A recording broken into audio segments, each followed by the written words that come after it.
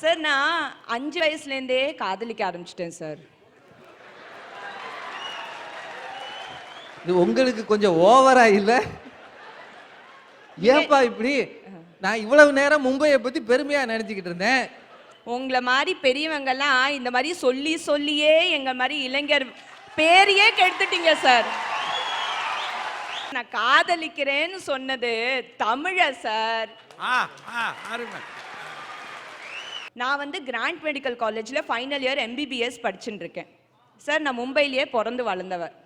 மும்பையில பிறந்து வளர்ந்து MBBS படிச்சு இவ்வளவு அழகா தமிழை உச்சரிக்கிறீங்க. தமிழை மட்டும் இல்ல சார், நான் இங்க இந்திய நாட்டையும் நான் காதலிக்கிறேன் சார்.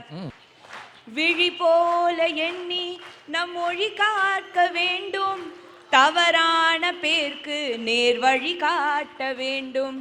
ஜனநாயகத்தில் நாம் எல்லோரும் மன்னர், தென்னாட்டு காந்தி அந்நாளில் சொன்னார். அன்னைக்கு சொல்லியிருந்தா கூட அவர் சொன்ன வரிகள் இன்னைக்கும் இந்தியாவுக்கு மட்டும் தாங்க பொருந்தும். எல்லோரும் இந்நாட்டு மன்னர், இந்த ஜனநாயக அமைப்புக்கு தான் நான் இந்திய தேசத்துக்கு சல்யூட் அடிக்கிறேன்.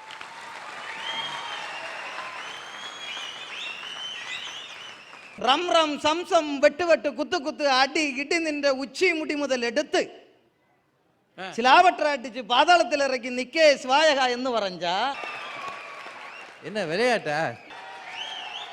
இப்ப நீங்க என்ன மொழியில பேசுனீங்க சார? நீங்க எல்லாம் காணிக்காரன், காட்டுவாசி, ஆதிவாசி, பழங்குடி எல்லாம் பறையும் இல்லையா?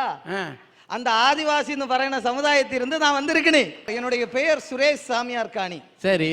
கன்னியாகுமரி மாவட்டத்தினுடைய காடுகள் நிறைந்த சோலையில் கடுவாய் புலிகள் கூட்டத்தில் விலங்குகளோடு கூட்டு சேர்ந்து வாழ்கிற ஒரு சமுதாயத்திலிருந்து வந்திருக்கேன் சார். மந்திரவாதி என்பார், சொன்ன மாத்திரத்திலே மன கிளி பிடிப்பார், எந்திர சூனியங்கள் இவர்கள் வாழ்வில் எத்தனை துயரோ என்று நாட்டு பாரதி பாடினான். மந்திரமும் தந்திரமும் மக்களுடைய மனநிலையை பொறுத்தது. மந்திரத்தை நம்பி அல்லது மந்திர தொழிலை செய்து பிழைப்பதை விட சூழ்நிலைக்கு ஏற்ப உழைத்து, நானும் உழைத்து, அதனால் நானும் பிழைத்து என்னை சார்ந்து வாழ்கிற சமுதாயத்தையும் முன்னேற்ற வேண்டும் என்கிற நோக்கோடு இந்த சூழ்நிலைக்கு ஏற்ப உழைக்கிறவர்கள் தான் முன்னேறுகிறார்கள் என்று சொல்லி தலைவணங்க வந்திருக்கிறேன் sir. Very good, very good. நாட்டினுடைய பிரதமர் மன்மோகன் சிங் அவர்கள் ஒரு சீக்கிய மதத்தை சார்ந்தவர். ஆமா. நம்ம குடியரசுத் தலைவர் அப்துல் கலாம் ஒரு இஸ்லாமிய மதத்தை சார்ந்தவர். ஆமா. சேர்பர்சன் ஒரு முக்கியமான பதவி இருக்கு. அந்த பதவிக்கு திருமதி சோனியா காந்தி அம்மையார் அவர்கள் ஒரு கிறிஸ்துவ மதத்தை சார்ந்தவர்கள்.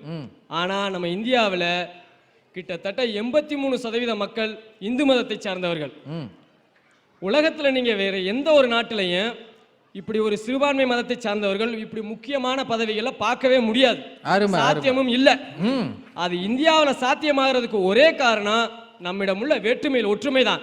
இந்த வேற்றுமையில் ஒற்றுமைக்காக தான் இந்த தேசத்திற்கு நான் சல்யூட் அடிக்க விரும்புகிறேன். இந்திய தேசத்தில்தான் தகுதியும் திறமையும் எவரிடம் இருந்தாலும் அவர் மதம், இனம், மொழி எதையும் பாராமல் மிக உயர்ந்த பதவிக்கு அவரை உயர்த்தி வைத்து அழகு பார்க்கிற பக்குவமும் சகிப்புத்தன்மையும் நேர்மையும் பெருந்தன்மையும் இருக்கிறது என்பதை இந்த புள்ள அழகா சொல்லியிருக்கிறார். ஐயா, ஈஜிப்டுக்கு போனா பிரமிடை பார்க்கலாம், சைனாவுக்கு போனா பெருஞ்சுவரை பார்க்கலாம், இட்டலிக்கு போனா பீசா கோபுரம் பார்க்கலாம், ரோம் போனா கொலாசியம் பார்க்கலாம். இதெல்லாம் உலக அதிசயம். ஐயா, என்ன திடீர்னு எந்திரிச்சிட்டீங்க? அவங்க என்ன சொல்லி முடிக்கல சாமி? முடிக்கப்படாதுன்னு தானே எந்திரிச்சிருக்கேன். அதாவது அந்த அக்கா ஒரு விஷயம் சொன்னாவ, அங்க போனா அதை பார்க்கலாம், அங்க போனா இதை பார்க்கலாம், எங்க போனா எதை பார்க்கலாம்னு எல்லாத்தையும் சொன்னாவ. ஆனா இந்தியாவில் மட்டும்தான் ஸ்டவ் அடிக்கிறத பார்க்கலாம், அதை சொல்லல. அவ சொன்னதை திரும்ப சொல்லுங்க. அதெல்லாம் வேண்டாம், அவங்க சொல்லி முடிக்கட்டும். விட மாட்டேன், சொல்லுங்க. இது என்ன சின்ன பிள்ளைத்தனமா இருக்கு? அப்புறம் அழுதுருவேன். ஐயோ, எப்படி அம்மா சொல்லுங்க. சொல்லுங்கம்மா. ஈஜிப்டுக்கு போனா பிரமிடை பார்க்கலாம், உலக அதிசயம். சைனா போனா பெருஞ்சுவரை பார்க்கலாம், உலக அதிசயம். இட்டலி போனா பீசா கோபுரம் பார்க்கலாம், உலகத்துல அதிசயம். ரோம் போனா கொலாசியம் பார்க்கலாம். அதிசயம் அம்மா, அதிசயம். இந்தியாவுக்கு வந்தா கோவிலா இருக்கிற குடும்பங்களை பார்க்கலாம் ஐயா. உலக நாட்டெல்லாம் இது அதிசயம், இந்தியால மட்டும்தான் குடும்பம் கோயிலா இருக்குது அபூர்வமான அதிசயம். எங்க கோயிலா இருக்கு? ஒரு வீட்டுக்கு சென்சஸ் எடுக்க போனாங்க. எது எடுக்க? இந்த வாஷிங் மிஷின், மிக்ஸி, கிரைண்டர் எல்லாம் என்னென்ன கம்பெனின்னு பாக்குறதுக்காக 2 பேர் போனாங்க. சரி. உங்க வீட்டுல வாஷிங் மிஷின் இருக்கா? இருக்கு. என்ன கம்பெனி? முத்தையா. முத்தையாவா? கிரைண்டர் இருக்கா? இருக்கு. என்ன கம்பெனி? முத்தையா. என்னையா புது கம்பெனியா இருக்கு? மிக்ஸி இருக்கா? இருக்கு. என்ன கம்பெனி? முத்தையா. ஏம்மா எங்க இருக்கு? அண்ணா ஈச்சர்ல படுத்து கிடக்கு பாருங்க. இதாயா குடும்பம் கோயிலு. அது வீட்டுக்காரர் பேரை அப்படி சொல்லி இருக்கிறாங்க. வீட்டுல அவர்தான் கிரைண்டர், அவர்தான் மிக்ஸி, அவர்தான் வாஷிங் மிஷின். அவர்தான் முத்தையா. முத்தையா சரியா? அவர்தான் குடும்பத்து சொத்தையா. ஐயா உட்காருங்க ஐயா. சாதாரணமாக இந்தியாவில் இருக்கக்கூடிய கோவில் போன்ற குடும்பங்கள் உலகத்திற்கு அதிசயம் என்று சொல்ல அருமை அருமை அருமை. சார், நம்ம நாட்டில் 7 முக்கியமான மதங்கள் இருக்கு. இந்து மதம், இஸ்லாமிய மதம், கிறிஸ்தவ மதம், ஜெயின மதம், புத்த மதம், சீக்கிய மதம், பிற பாசிகளோட ஜொராஸ்ட்ரியன் மதம். 7000க்கு மேல ஜாதி இருக்கு. அதுல சப்காஸ்ட் கூட இருக்கு. 30 முக்கியமான மொழி இருக்கு. 30 மாநிலம், 7 யூனியன் பிரதேசம். இதெல்லாம் சேர்த்து பாருங்க சார். இதுதான் சார் இந்தியா. நான் இந்த வேற்றுமையில் ஒற்றுமைக்கு தான் சல்யூட் அடிக்க வந்திருக்கேன். இத்தனை மொழி, இத்தனை பிரிவுகள், இவ்வளவு பெரிய நாடு, ஆனாலும் ஒற்றுமையாக இருக்கிறது என்றால் அதற்காக சல்யூட் அடிக்கணும்னு சிவபாக்கியம். அடிங்கம்மா சல்யூட்டு. பேரறிஞர் அண்ணா சொல்றாரு, இலங்கை கடல்ல ஏன் உப்பு சத்து அதிகமா இருக்கு தெரியுமா? எங்களுடைய ஈழத் தமிழர்கள் உழைப்பில் சிந்திய வியர்வையால் உப்பு சத்து அதிகமா இருக்குன்னு சொன்னாரு. உலகத்துல எந்த இடத்துல போனாலும் ஒரு தீவை கூட விடாம இந்தியன் இருக்கானா அவன் உழைப்புக்கு மரியாதை தானே. கல்ஃப்ல எல்லாம் பாத்தீங்கன்னா 50 டிகிரி வெயிலையும் உயரமா சாரங்கட்டி நம்மால் வேலை பார்த்துட்டு இருப்பான். 50 டிகிரி வெளியில சுட்டரிக்கிற வெயில் மயங்கி பொத்து பொத்துன்னு விழுகிறவங்களாம் நான் பார்த்துருக்கிறேன். ஆனாலும் அங்கே இருந்து கொண்டு தன் குடும்பத்தை எண்ணி கொஞ்சமும் சலித்து கொள்ளாமல் உழைக்கிற உழைப்பு இந்தியர்களின் உழைப்பு. நாம அங்கு போய் வேலை பார்த்தது போய் இங்க அவங்க வந்துட்டாங்க. பன்னாட்டு முதலீடுகள் எல்லாம் இந்தியாவில் பெருகி இருக்கிறது காரணம் என்ன நினைக்கிறீங்க? நம்ம கிட்ட மூளை இருக்கு, உடல் உழைப்பு இருக்கு, தொழில் திறமை இருக்கு, எல்லாமே இருக்கு. அதனாலதான் பில்கேட்ஸ் இன்னைக்கு கும்மிடி பூண்டி வரைக்கும் போறதுக்கு தயாரா இருக்காருன்னா நம்மளுடைய தொழில்நுட்ப அறிவு. அதுக்கு இன்னொரு காரணம், இப்ப இருக்கிற நம்முடைய அமைச்சர்கள் பில்கேட்ஸ் மாதிரி ஆட்களை நம்ம ஊர் வரைக்கும் கூட்டிட்டு வராங்க. சாதாரண பேப்பர்ல கார்பனை வச்சு அம்மான்னு எழுதுனா அம்மான்னு வரும், அண்ணன்னு எழுதுனா அண்ணன்னு வரும், உழைப்புன்னு எழுதினா இந்தியன்னு வரும். அந்த இந்திய உழைப்புக்கு தான் சார் என்னோட முதல் சல்யூட். ஜனநாயக நாடு சார் இது. ஒரு பேச்சாளர் தலை சிறந்த முதலமைச்சர் ஆக முடியும்னா அதுவும் நம்ம நாட்டில் தான். அறிஞர் அண்ணா. ஒரு படிக்காத மாமேதை முதலமைச்சர் ஆக முடியும்னா அதுவும் நம்ம நாட்டில் தான். கரும வீரர் காமராஜர்.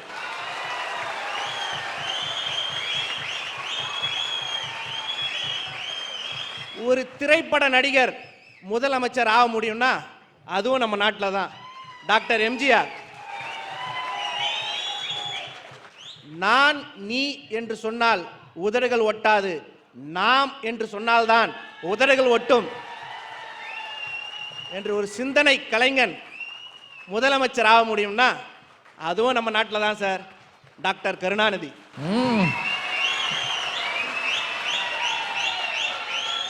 ஜனநாயக உரிமை இந்தியாவில் அதிகமாக இருக்கிறது. கண்டிப்பா இருக்குது ஐயா. அதற்காக தலை வணங்குகிறீர்கள். கண்டிப்பா சல்யூட் அடிக்கிறேன்.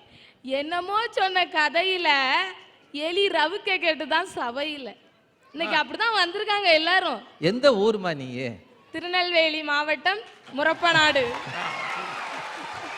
இல்ல, நீ ஏடா கூடமா சொலவட சொல்லும் போதே நினைச்சேன் எலி ரவுக்க கேக்குதான். பெருச்சாலிட்டியா? சரி. அது மாதிரி இங்க எல்லாரும் வந்திருக்காங்க. குடும்பம் ஒரு கோயில்னு சல்யூட் அடிங்க. நீங்க எல்லாம் ஏமாந்தே போங்க. வேற்றுமையில ஒற்றுமைன்னு சல்யூட் அடிங்க. அதுக்கப்புறம் எல்லோரும் இந்நாட்டின் மன்னர்னு சல்யூட் அடிங்க. நாமெல்லாம் உழைத்து பிழைத்து எங்கேயும் எப்போதும் சந்தோஷமா இருக்கும்னு சல்யூட் அடிங்கன்னு சொன்னா நான் சொல்றதுக்கு கண்டிப்பா சல்யூட் அடிச்சே ஆகணுங்க. இன்னைக்கு உலக அளவுல நாம எய்ட்ஸ்ல 2வது இடத்துல இருக்கிறோங்க. இதுக்காக ஒரு சல்யூட் அடிங்க. ஊழல்ல உலக அளவுல டாப் 10ல நாம ஒண்ணு. எவ்வளவு சந்தோஷமான விஷயம். சூப்பர் ஸ்டார் மாதிரி ஒரு வாங்கி சல்யூட் அடிங்க. மக்கள் தொகையில வேகமா முதலிடத்தை நோக்கி முன்னேறிட்டு இருக்கோங்க. அதுக்காக ஜோரா கைத்தட்டி ஒரு சல்யூட் அடிங்க.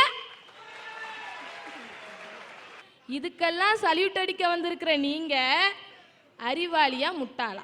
ஒரு சின்ன பொண்ணு இவ்வளவு பெரிய கூட்டத்துல சல்யூட் அடிக்கிற நீங்க அறிவாளியா முட்டாளான்னு கேட்கிற அளவு துணிச்சல் இருக்கும்னா அதை கொடுத்தது இந்த ஜனநாயகம் தானே. அந்த ஜனநாயகத்துல இந்த உரிமை இல்லாமலே இருக்குன்னு எத்தனையோ பேருக்கு இருக்கு. அதை சொல்றதுக்காக வந்திருக்காங்க. Very good. பேரு திரு தேத்தார் சிங். இவருக்கு தமிழ் தெரியாது. இவர் கையில ஒரு இசைக்குழு இருக்கு. அந்த இசைக்குழுவில் தமிழ் பாட்டை இவர் பாடுகிறார்.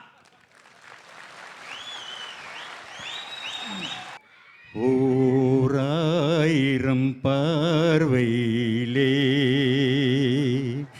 உன் பார்வை நான் அறிவேன், உன் காலடி ஓசையிலே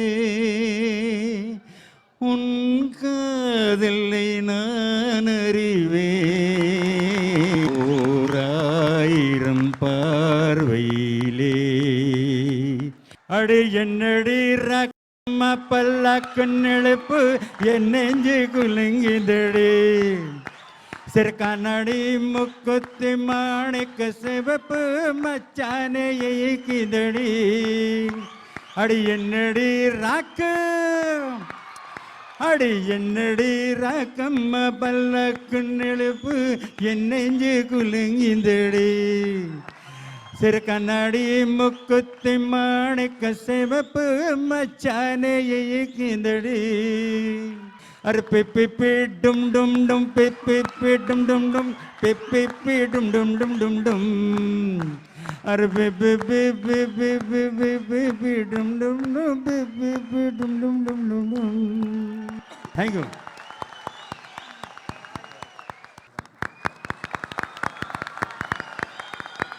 நம்ம உறவை பத்தி தெரியணும்னா இந்த கல்யாண பத்திரிகை கொஞ்சம் பாருங்க. பெண் வீட்டார் அழைப்பு அப்படின்னு ஒரு 30-40 பேர் இருக்கும். பிள்ளை வீட்டார் அழைப்புன்னு ஒரு 30-40 பேர் இருக்கும். அவ்வளவு உறவு முறைகளை வேற எங்க பார்க்க முடியும்? அவ்வளவு பேரும் போட்டு என் பேரை போடலன்னு சண்டை ஓட்டு. இதுல அவ்வளவு பேர் இருக்கும், எங்க ஐயா இருக்கும். இப்போ முன்னாடி கல்யாண வீட்டுல கிராமத்துலாம் பாத்தீங்கன்னா நகரத்துல கவரை கொடுத்துட்டு போயிடுவாங்க. கிராமத்துல ஸ்பீக்கர் செட்டு போட்டு அனௌன்ஸ் பண்ணிடுவான், சுப்பையா 5 ரூபா, சுப்பையா கதை நாரி போகும், அப்புறம் முத்தையா 11 ரூபா. இப்ப என்ன பண்ணுதான்னா கிராமத்துக்காரன் நகரக்காரனும் தீவனத்தை இங்க போய் வீடியோ வச்சு எடுத்துதான். இந்த பையன் மொய் எழுதியிருக்கானா, இதுல பேரை போடுவாங்களாம். பேரை ஐயா 5 விரல்கள் சேரும் போது சிறு உரசல்கள் ஏற்படும் கட்டாயமா. ஆனா அதோட பலன் வந்து பலம் தான். அது மாதிரி குடும்பத்துல சின்ன சின்ன விவகாரம் வரலாம், ஆனா அந்த குடும்பம்ங்கிறது ஒரு பெரிய அமைப்பு. அப்புறம் நம்ம கூட பிறந்தவங்களை மட்டும் உறவு சொல்லி அழைக்கிறது இல்ல, நமக்கு பிடித்த நல்ல தலைவர்களை கூட எப்படி அழைக்கிறோம்? காந்தி தாத்தா, ஔவை பாட்டி, நேரு மாமா, அன்னை தெரசா, இப்படித்தானே உறவு சொல்லி அழைக்கிறோம். இங்க வாங்க பம்பாயில ஒரு எதிர் வீட்டு பெண்ணை எப்படி அழைக்கிறோம்னா பாபி அப்படின்னு கூப்பிடுவோம். பாபின்னா அண்ணி, அதாவது அன்னைக்கு சமானம். ஒரு டாக்ஸி டிரைவரா இருந்தாலும் ஆட்டோ டிரைவரா இருந்தாலும் அவரை பையான்னு கூப்பிடுறோம், அதாவது சகோதரரேன்னு. நான் இங்க வந்து 2 நாள் ஆகுது. மாத்துங்கால அந்த ரோட்ல நடந்து போயிட்டு இருக்கும்போது ஒரு காஃபி வண்டியில வச்சு விற்கிற ஒரு தம்பி பின்னாடி கேரியர்ல காஃபி வச்சு அப்படி தள்ளி நின்று ராஜா பையா ராஜா பையான்னு கூப்பிட்டார். அவர் ஒரு காஃபி வந்து வண்டியில வச்சு வித்தாலும் என்ன ராஜா பையானா அவர் சகோதரனேன்னு அழைத்தது இருக்கு பாருங்க. உண்மையிலேயே கூட பிறந்தவன் கூப்பிடும் போது இருக்கிறத விட பெரிய சந்தோஷம் அது. அந்த மாதிரி ஒரு உறவு முறை கிடைக்கிற இடம் இந்த நாடு, வேற எங்கேயும் கிடைக்காது. நிச்சயமா அருமம். அதுதான் சுருக்கமா நான் என்ன சொல்ல வரேன்னா ஃபேமிலி, FAMILY. இந்த ஃபேமிலி மேலை நாட்டுல எப்படி இருக்குன்னா father and mother I leave you. ஆனா இங்க நம்ம இந்தியால father and mother I love you. அப்படிப்பட்ட குடும்ப அமைப்பை கொண்ட இந்தியாவுக்கு தான் என் முதல் சல்யூட். நான் பிறப்பில் ஆணாக பிறந்தாலும் இன்னைக்கு செயற்கை பெண்ணாக மாறி நான் இங்க நிக்கிறேன். 8 அண்ணன் 4 அக்கா, நான் 13வது சார். 5 வயசு இருக்கும்போது போய் விளையாடுன்னு சொன்னா எனக்கு வந்து விளையாட தோணலை சார். வீட்டில் இருக்க எங்கள் அம்மாவுக்கு வந்து கூட்டணும்னு தோணுச்சு, பாத்திரம் கழுவணும்னு தோணுச்சு. அப்போ வந்து எங்கள் அண்ணன் என்ன செஞ்சேன் தெரியுங்களா? என் எடை சரியில்லைன்னு என் இடையில சூடு பட்டான், என் கை பாவனை சரியில்லைன்னு கையில் சூடு பட்டான், என் கால் சரியில்லைன்னு என் கால் தொடையில சூடு பட்டான், என்னோட பேச்சு சரியில்லைன்னு என் வாயில சூடு பட்டான் சார். +2 படிச்சுட்டு வந்து எனக்கு அதுக்கு மேலே படிக்கணும்னு ஆசை இருந்துச்சு. என்னை வந்து எந்த ஸ்கூலில் சார் சேர்த்துக்கிறாங்க? எந்த ஸ்கூலில் சேர்த்துக்கிறாங்க சார்? தமிழ்நாட்டில் நான் நடந்து போனால் கிண்டல் கேலி பண்ணுறாங்க. ஏன் சார்? எதுக்கு? உங்களை பெற்றாங்கல்ல, அதே தாய் தானே எங்களையும் பெற்றாங்க. ஏன் உங்களுக்கு உணர்வு இருக்கிற மாதிரி எங்களுக்கு இருக்காதா சார்? இன்னைக்கு நாங்கள் உள்ளத்தால் அழுதாலும் இன்னைக்கு நான் உதட்டால சிரிக்கிறேன் சார். இன்னைக்கு பம்பாயில் என்னை பெற்ற தாய்க்கு மேல் ஒரு படி மேலே வச்சு இன்னைக்கு காப்பாற்றின ஒரு தாய் சார். அவங்க இந்து, நான் முஸ்லீம். இன்னைக்கு வந்து நான் செயற்கை பெண் சார். செயற்கை பெண். அலி அரவாணி என்று போற்றாதீர்கள், செயற்கை பெண் என்று போற்றுங்கள் எங்களை. இது ஒரு உடல் குறைதான். கை கால் ஊனமாக இருப்பவர்கள், குறையோடு இருப்பவர்கள், பார்வை இல்லாதவர்களைப் போல இதுவும் ஒரு உடல் குறை. அவர்களையெல்லாம் மதிக்கிற, பரிதாபத்தோடு பார்க்கிற இந்த சமூகம் உங்களையும் அதே கரிசனையோடு பார்க்க வேண்டும் என்று இந்த அரட்டை அரங்கம் இந்த மக்கள் மத்தியிலே ஒரு வேண்டுகோளை வைக்கிறது. இது உங்களுக்கு மட்டும் நேர்ந்ததல்ல. உலக அளவில் ஏசியன் கேம்ஸில் போய் விளையாடி வெள்ளி பதக்கம் வாங்கிய ஒரு பெண், சாந்தின்ற ஒரு பெண், பதக்கம் வாங்கின பிறகு ஆனா பெண்ணான்னு கேட்டான் நம்மால்.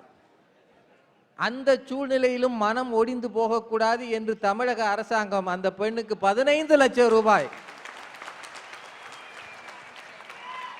மிகப்பெரிய விஷயம் அது, 15 லட்சம் ரூபாயை கொடுத்து ஓடியது ஆனா பெண்ணா என்று கேட்காதீர்கள். ஓடிய உடம்புக்குத்தான் மரியாதை, அது தமிழ் உடம்பு என்று சொல்லியதற்காக இந்த அரட்டை அரங்கம் தமிழக அரசாங்கத்துக்கு நன்றி சொல்லுகிறது. உங்களை போன்ற பலர் இருக்கிறார்கள் நாட்டில். வேற்றுமையில் ஒற்றுமை பேசுகிறீர்களே, இதுவும் ஒரு வேற்றுமை என்றால் இதிலும் ஒற்றுமையை காட்ட வேண்டியது உங்கள் கடமை அல்லவா?